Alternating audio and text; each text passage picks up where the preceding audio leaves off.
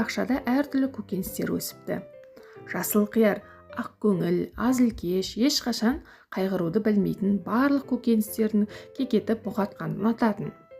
Ал қызанақ қып-қызыл, маңызды, қашанда сәнді болып жүретін.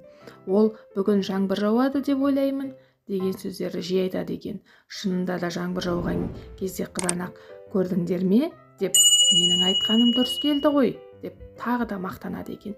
Егер жаңбыр болмаса, қызанақ саспай өзі айтқан сөзіне қатысы болмағандай тұрады. Ал қызғылт сары сәбіз болса, менің бар сұлулығым жер астында жатыр, ешкім көрмейді, мен бақытсызбын деп, әрдайым көңілсіз болып бұрқылдайтын көрінеді.